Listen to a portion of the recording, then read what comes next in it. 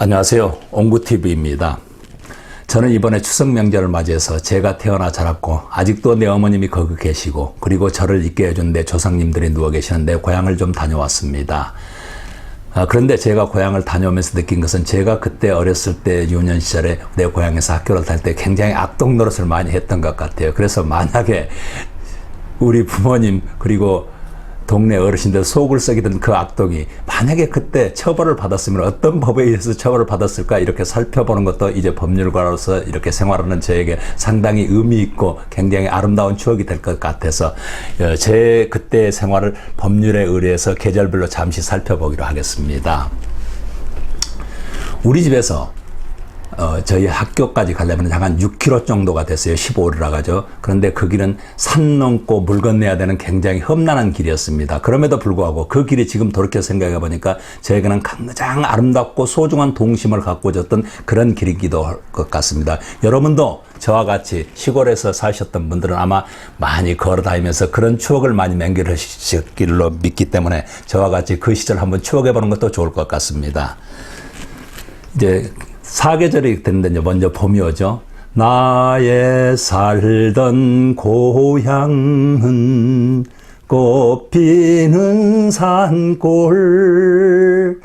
봄, 시골의 봄 참 굉장히 어렵습니다. 지금이야 뭐 먹을 것도 많고 그러지만 그때만 해도 보릿고개라서 먹을 것이 없어요. 그래서 간식이라는 건 지금 애들이야 핫도그니 도넛니 피자니 먹을 게 많아가지고 비만을 염려할 정도지만 저희들 때는 그런 거 어디 있습니까? 그래서 만약에 간식거리가 먹고 싶으면 자연에서 그걸 해결이 되었습니다. 그래서 봄이면은 여러분들 소나무가 이렇게 자라기 시작합니다. 소나무가 자라면은 이렇게 올라와요. 그 소나무를 중간을 정도로 이렇게 싹둑 자릅니다. 그래가지고 자라 올라온 부분을 칼로 이렇게 벗기면 안에 하얀 부분이 나타납니다. 그 하얀 부분을 이렇게 씹어 먹으면 참 달콤하고 맛있습니다. 그건 우리말로는 생키라고 했어요. 그 굉장히 달콤하고 맛있는 그걸 먹으면서 저희들이 이제 허기도 달래고 했는데 지금 가만히 그걸 생각해 보니까 만약에 그때 당시에 너 이 녀석들 너 잘못해서 처벌받아라 했더라면 어떤 법에 적용이 됐을까 하고 생각해 보니까 산림자원의 조성 및 관리에 관한 법률 제74조 위반으로 아마 5년 이하의 징역이나 1,500만 원 이하의 벌금에 처한다고 이렇게 돼 있는데 아마 벌금 정도는 받았지 않았을까 그렇게 생각을 해 봅니다. 그리고 이제 여름이 됩니다. 산 위에서 부는 바람 시원한 바람 그 바람은 좋은 바람 고마운 바람. 시골의 여름 참 놀거리 많습니다. 지금 도시 애들은 상상도 못할 무궁무진한 놀거리가 많아요. 우선 저희들이 학교 수업이 끝나가지고 이제 집에로 오는 길입니다. 그러면 그 오는 길에 보면은 저수지가 있어요. 저수지가 폭이 지금 대충 생각해도 한 100여 미터는 넘었지 않는가 이렇게 생각이 됩니다. 그러면은 그 저수지 앞에 달아나자마자 옷 달랑 벗습니다. 그리고 퐁당 뛰어들어요.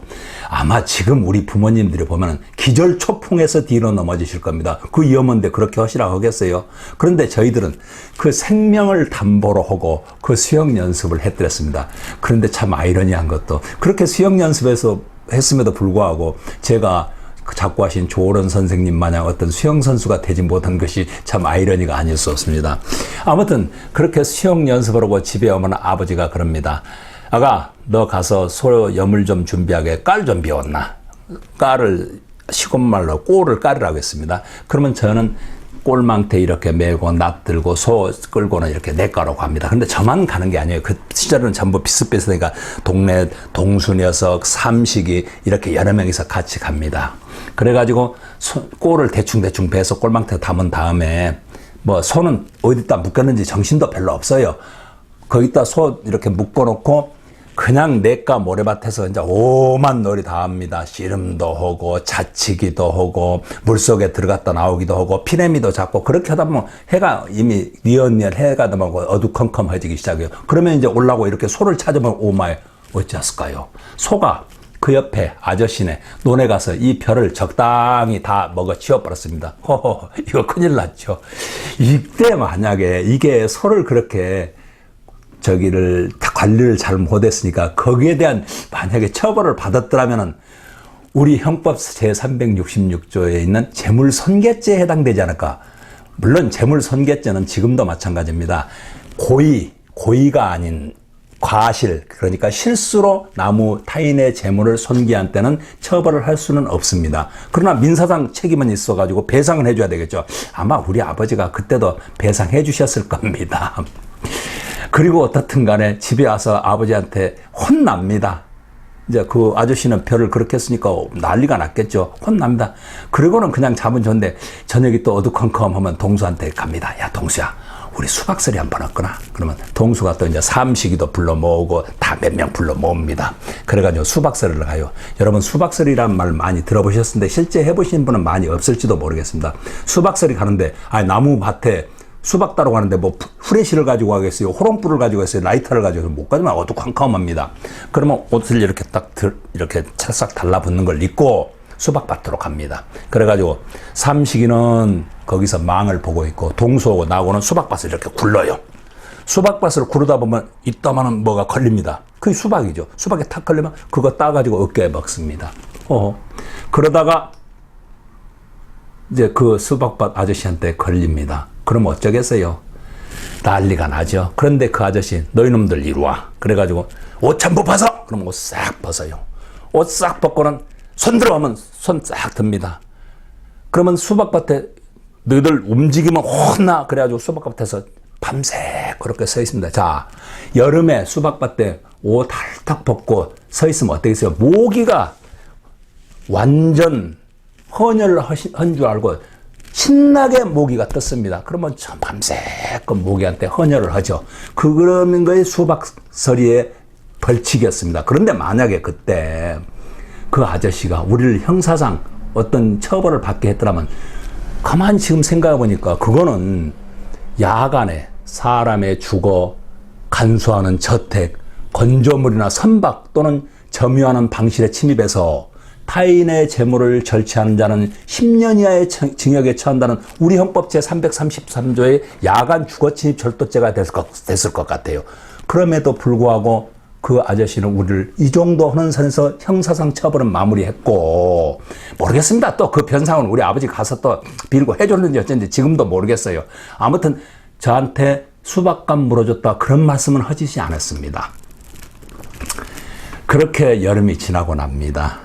그러면 이제 가을이 오죠.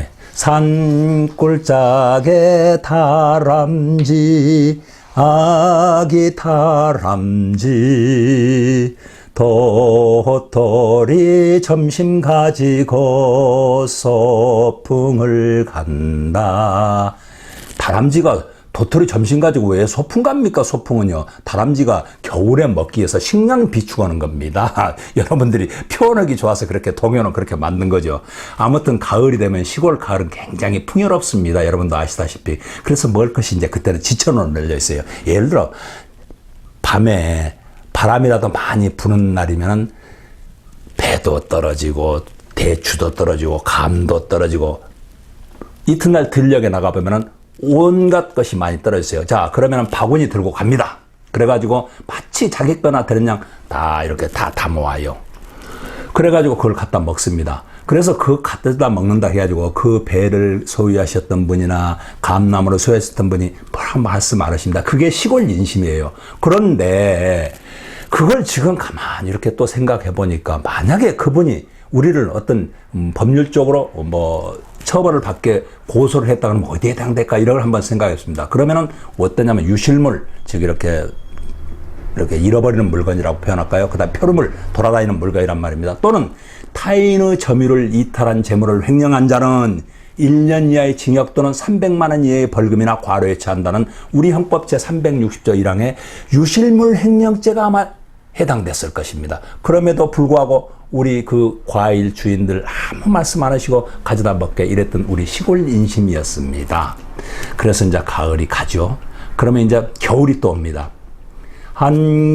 한겨울에 밀짚 모자 꼬마눈 사람. 시골 겨울이요, 참 재미납니다. 사계절 중에서 시골에 가장 재미난 계절은 여름하고 겨울인데, 여름보다도 이 겨울이 더 재밌습니다. 재미난 게 많아요.